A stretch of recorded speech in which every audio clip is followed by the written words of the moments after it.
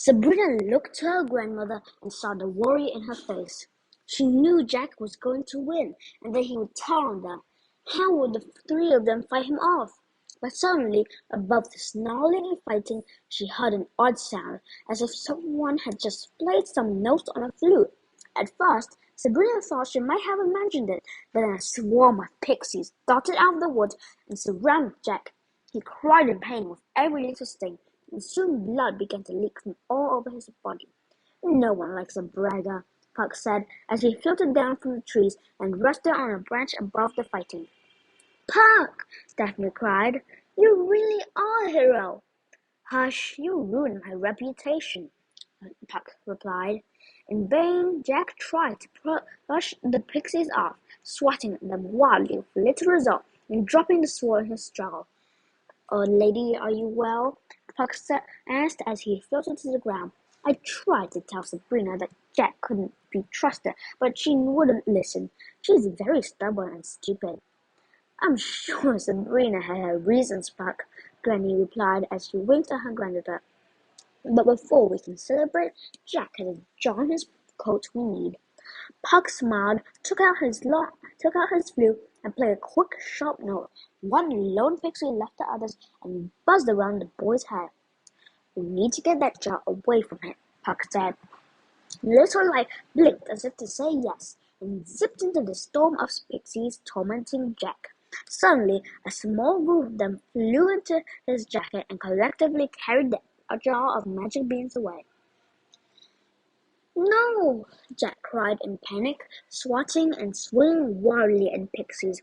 Seeing his prize carried off, he desperately grasped for the jar, only managing to knock it to the ground, sending shards of glass and beans in all directions. "Oh dear!" Granny gasped. The wolf fell over as if it were having a fight with itself. "I'm not going back inside, old man," the beast bellowed. He groaned and complained as the giants falling back into Mr. Canis. The old man was exhausted and broken. He had a worried look on his face. "We have to get the children out of here," Mr. Canis gasped. Suddenly, the Action 4 News van came careening through the woods and stopped. The door slid open and Wilma Fay got out, followed by her cameraman. The reporter fixed her business suit, checked her hair in a small compact mirror, and turned to face the girls. "Girls, I'm Wilma Fay from Action 4 News. We heard there was a story out here tonight," the woman said, but her words were drowned out by a horrible rumbling. The little white beans were taking root. They dug deep into the forest soil, and instantly 100 little green sprouts popped out of the ground. The sprouts grew at an alarming rate, becoming vines, and the stalks that jockeyed among one another for space.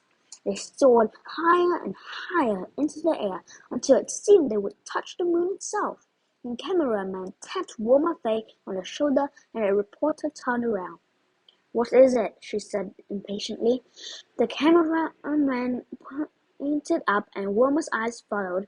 Above her were dozens of angry giants, quickly climbing down the beanstalks. The cameraman pointed his camera into the air, flipped a switch, and a bright light mounted on the camera lit up their faces. "Are you getting this?" Wilma asked, panicking. "I'm getting it," the cameraman shouted. "What have you done?" Jack bellowed. "You wanted giants, Jack. You're going to get your wish," Granny Rhoda said as the first giant planted a foot on the forest floor. Dozens and dozens of them followed, all in all nearly 100, knocking over trees that had been growing for centuries. Each one of the giants was uglier than the last, and all of them had murder in their eyes. One of the most gnarled of the bunch stepped forward and let out an ear-shattering roar and pounded on its chest. "Fee, fi, fo, fum, I smell the blood of that murderous Englishman," the giant bellowed at Jack, sending his hair flapping behind him.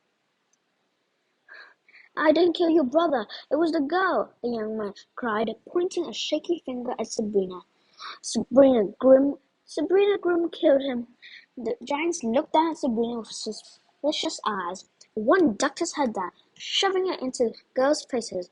His nostrils blasted hot air into their clothes. "Lies!" the giant bellowed, spraying Sabrina and Daphne with its hot, snotty breath. "These are children. They could not kill one of us." As the giant swooped down and grabbed Jack in his huge grimy hand, Granny Rhoda stepped forward. "What do you plan on doing with him?" she asked the giant, as if she were talking to an ordinary person. "Crush his bones to paste and eat him with some bread," Grim the giant grunted. "Or maybe we will pull his little limbs off one by one and see if he screams." "You'll do nothing of the sort," Granny Rhoda replied. "Take him to your queen. She'll decide what to do with him." "Help me, Rhoda!" Jack cried. "Don't let them take me." Granny Rhoda lowered her eyes. "I cannot deny them their justice. I only hope they are more merciful with you than you have been with them." Jack saw the futility of his words and calmed himself. Then he laughed almost insanely. "Do you think I did this all my own?" he ranted. "Where do you think I got the first magic bean? They've got Henry and Veronica. The Scarlet Hand is coming and your days are numbered." The giants ignored Jack's threats and turned back toward their beanstalks. A few leaned down and gingerly picked up their dead brother. They carried him on their shoulders as they climbed up the beanstalks and disappeared into the cold night air, just as 3 squad cars roared into their clearing with lights and sirens going. Flying high above the police were Glinda in her bubble and Hansel and Gretel's Frau Pfefferkuchenhaus on her broom. They sent a stream of fire at the bases of the beanstalks, setting them all ablaze. Hamster got out of his car and, along with Bowman and Swanhart, rushed to the family's side. "I hope that you are okay, Rhoda," Hamster said. "Of course. Thank you very much, Sheriff," Granny replied. "You've got some pretty smart grandchildren," Hampton said, smiling at Puck, Sabrina, and Daphne. Not once to let a man explain everything, and not so easy on my wardrobe, but I suppose they're pretty smart. He reached his hand out and Sabrina shook it. Daphne did the same. "In the future, kids, remember, we're the good guys," Hampstead said. "If you'll excuse me, I have to confiscate a little evidence." The sheriff looked at Mr. Canis and nodded his head. "Wolf," he said with an odd respect. "Pig," Canis replied, returning the gesture. Hamster excused himself again and approached the cameraman and the reporter. He said something to them and they immediately began to argue. The portly sheriff grabbed the camera and tried to remove the videotape inside. He managed to take it out and break it in half, but got several whacks on the head of Wilma Faye's microphone for his efforts. "What about the reporters?" Daphne asked. "Glinda will make sure they don't remember a thing," Charming said as he entered the clearing. He was rubbing his hair and placing his phone back in his pocket.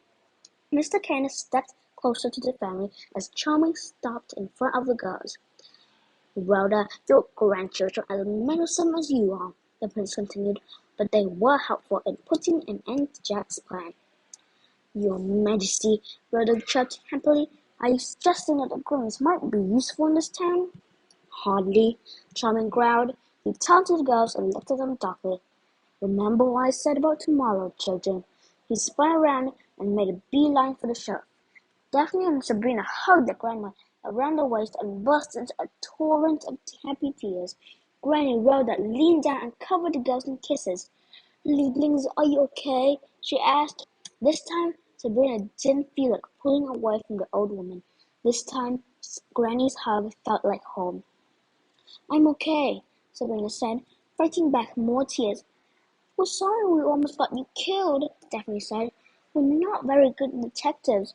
"Nonsense!" Granny Rhoda laughed as she led them to the car.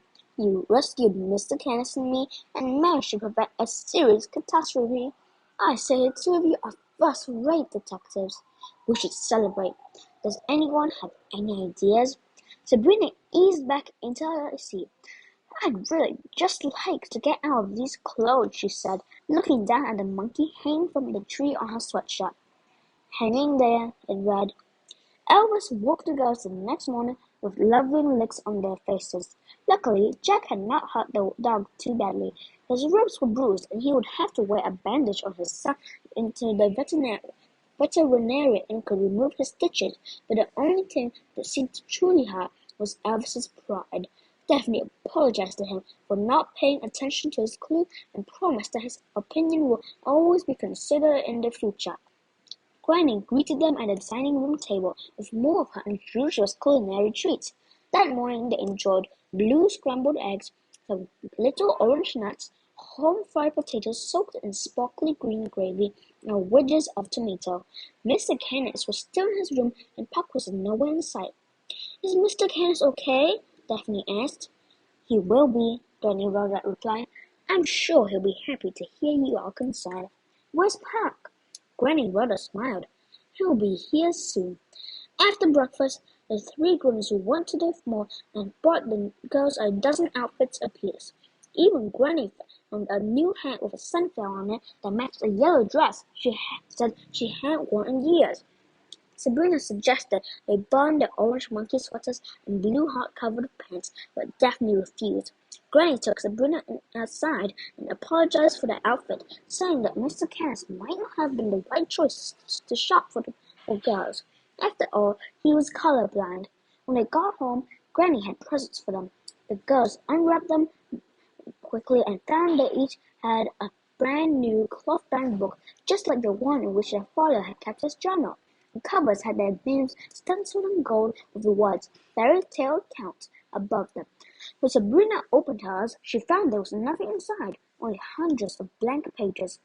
As your father and generations of grown-ups before him did, it is your responsibility to put on paper what you see, so that future generations can know what you went through, Granny said.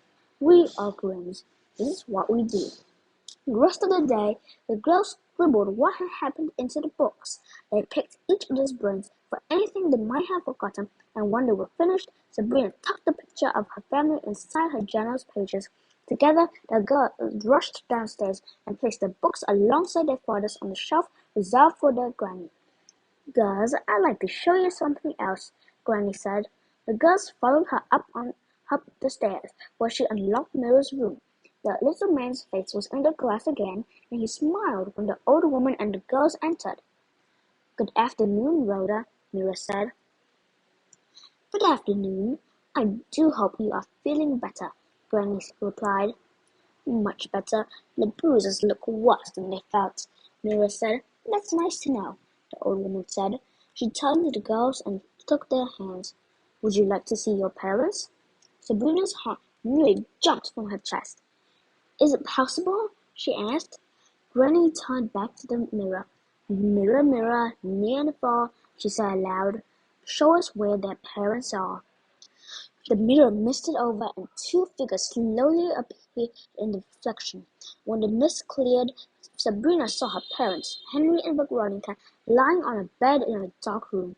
They were very still, with their eyes closed. "They're dead," Sabrina said, before she could stop herself.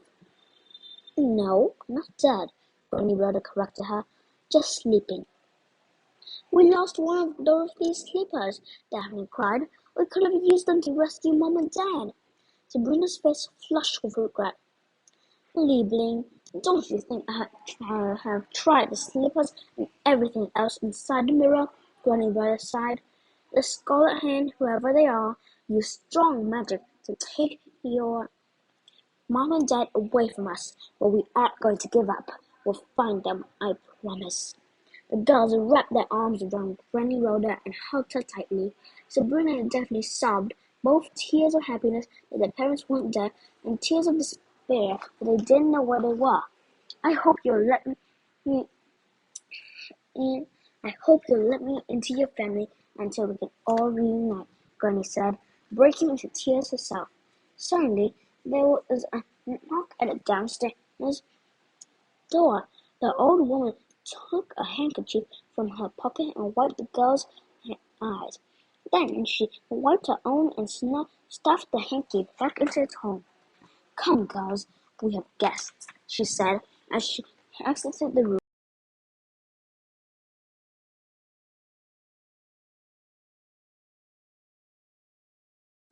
That's the last video I upload for today. But I'll upload like some